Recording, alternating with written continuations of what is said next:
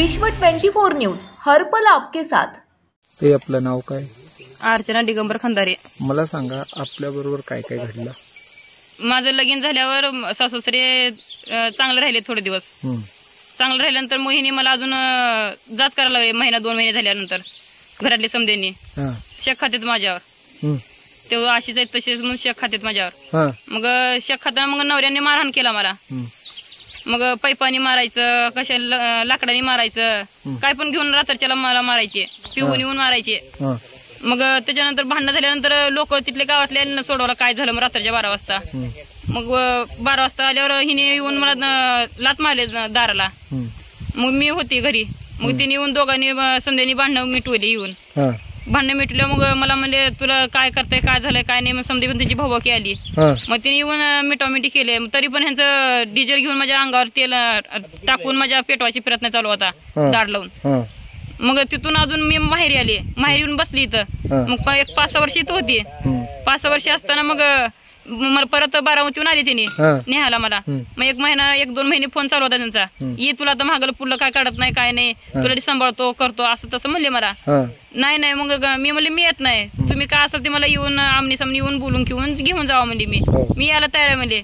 मला म्हणले मला मोबाईल नको काय नको, तुझ्या विश्वास नाही माझा म्हणले। मी म्हणले समजा ठेवून गेली इथं नांदाला। मी तुझं काहीच नको म्हणले। मी समजा टाकून गेल्यावर मग मला तिथून नेली तिने बारामतीला। तिथं पण तसं करायला लागलेत मला।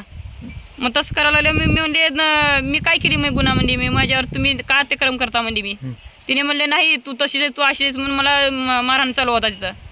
मारहाण चालू करताना मग तिथं कोण पण नव्हते सोडवायला। मग रात्री रोज जेवताना वेळेस असं बाहेर जरा पण फिरू द्यायचं नाही, हिंडू द्यायचं नाही, घरातच कोंडून ठेवायची मला सारखं। मग मला तिने पेट्रोल आणली माझ्या अंगावर टाकले होते। मग जाळ लावायचा प्रयत्न चालू होता तर मी बाहेर आली घराच्या बाहेर आली। ती बिल्डिंगच्या खाली येऊन गुनवडीमध्ये आली मी होते। पेट्रोल कोण कोण टाकले? नवऱ्याने सासूने उषाबाई दुनगे आणि पूजाबाई दुनगे तिघांनी मिळून। तिघांनी मिळून प्रियंका दुनगे। 3-4-5 जण आहेत का किती जण आहेत? आणि शंकर दुनगे एवढे हे त्यांच्या घरातली फॅमिली आहे तेवढे तिथं। बर गुडून येथील देवराज देवभूमी तिथे राहते मी बिल्डिंग वर। तिथून मी आली, मला कोण पण अडवायला तयार झालं नाहीत। माझी मी जीव मुठीत घेऊन कसं पण आली। मग नेमकं सासरचं तरासानं तुम्ही कंटाळून आलात?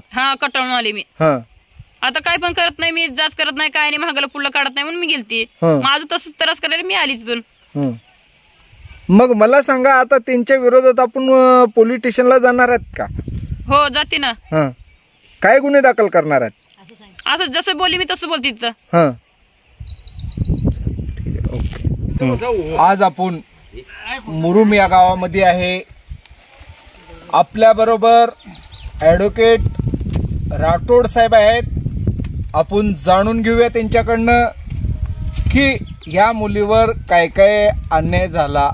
या अन्यायाबद्दल आपण वकील साहेबाकडनं मार्गदर्शन घेऊ की ह्याच्यामध्ये वकील साहेबांचा काय आधार मिळेल किंवा काय कायद्यामध्ये कोणत्या कायद्यामध्ये काय गुन्हा दाखल होईल, आपण ते वकील साहेबांकडे घेऊ। साहेब नमस्कार, विश्व 24 मध्ये आपलं स्वागत आहे। नमस्कार साहेब, मला सांगा की ही अर्चना खंदारे म्हणून एक मुलगी आहे। त्या मुलीला त्यांच्या आई वडिलांनी सासरला पाठवले होते। समजा त्या सासरवाल्यांनी त्यांना व्यवस्थित ठेवलं नाही, याच्याबद्दल वकील साहेब आपण सांगा की नेमकं त्या मुलीला त्रास? अर्चना खंदारे ही मुलगी श्याम खंदारे आमच्या मित्राची बहीण आहे। पण यांचं लगीन 6/5/2025 रोजी तोरंबा येथे उमरगा तालुक्या गावात लगीन झालेलं होतं। आणि सासरकडील लोक हे बारामती येथे राहतात। जवळपास लगीन होऊन 16-15 वर्ष होत आलेत। नवऱ्याचं नाव निखिल दुनगे म्हणून। लग्न झाले 16 वर्ष झालेले आहेत। 16 वर्षामध्ये या मुलीला सतत त्रास झालेले आहे। म्हणजे टोमणे मारणे, शिवीगाळ करणे, मारहाण करणे, दारू पिऊन। परत बघा या असं झालं निखिल दुनगे नवरा, नंतर उषा सासू व इतर हे सगळे लोक जीव मारण्याचा प्रयत्न केले 16 वर्षामध्ये। राखेल ओतून किंवा दोरी लावून फाशी लावून त्याला असं जीव मारण्याचा प्रयत्न केलेले। त्या जाचाला कंटाळून तिने गेले 5-6 वर्ष माहेरी होती, इथं माहेरी होती। मग माहेरी असताना गेल्या 14 तारखेला गेल्या महिन्यात 9 तारखेला ते सासरचे लोक आले की बाबा आम्ही याच्या पहिले तुम्हाला व्यवस्थित घेऊन जातो, व्यवस्थित नांदवतो, भरोसा दाखवला त्यांनी. या भरोसा खातीर आई वडिलांनी मला मुलीच्या भविष्याचा विचार करून त्यांना सासरी नांदण्यासाठी पाठवलेलं होतं. सासरी नांदण्यासाठी माहेरी पाठवले 12 मध्ये पाठवून दिलं.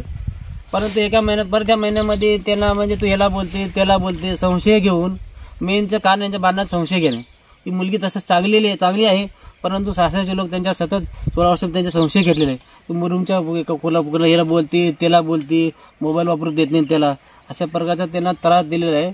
या त्रासाला कंट्रोल परत त्या 5-6 दिवसामध्ये त्याला अजून आत्महत्या करून घे, तू मरून घे, मला डिझेल आणून दिले, तर राखेल आणून दिलेत, तुला जीव मारतो म्हणून. माझ्या त्रासाला कंट्रोल होऊन ती पोरगी आज 2-3 दिवस झालं बारामतीतून मुरुम येथे आलेली आहे. अशा परिस्थितीमध्ये कायदेशीर बघितलं तर बारामती येते किंवा मुरुम पोलीस स्टेशन येते 498, 306, 304 IPC नुसार त्यांच्यावरती गुन्हा दाखल होऊ शकतो सासरच्या लोकांवरती. या गोष्टीचा आपल्याला फायदा होऊ शकतो कायदेशीर. 306, 498 आणि 304 हुंडाबळी. मला सांगा वकील साहेब, शासनाने एकीकडं म्हणतो की बेटी पढाओ बेटी बचाओ, बेटी पढाओ बेटी बचाओ हे जे शासनाचं धोरण आहे, ह्या धोरणाला कुठं तर काय तर वेगळं खंदील दिलं जातो असं समजतंय का? होय की. या गोष्टीला थोडं वेगळं वळण दिलं पाहिजे आणि या गोष्टी शासनाकडे बी याकडे लक्ष दिलं पाहिजे. आणि बारामती पोलीस स्टेशन मधून बी या गोष्टीची चौकशी झाली पाहिजे. बारामती येथे पोलीस स्टेशनने गृह खात्याने बी याच्याकडे लक्ष दिलं पाहिजे. मला सांगा, आपल्या महाराष्ट्राच्या गृहमंत्र्याला आपण वकील आहात, त्या वकील नात्यानं आपण संदेश काय देतो? गृह खात्याने बी या गोष्टीकडे पोलीस स्टेशनला इन्स्ट्रक्शन दिलं पाहिजे, SP ऑफिसला सांगितलं पाहिजे की 16 वर्षापासून एखाद्या मागासवर्गीय मुलीवर अत्याचार होत आहे, ती मुलगी मागासवर्गीय आहे. अच्छा. त्याच्यामुळे मागासवर्गीयांना स्पेशल कायदे आहेत त्यासाठी. याच्या गृह खात्याने पोलीस स्टेशनकडे विशेष लक्ष दिलं पाहिजे. हो.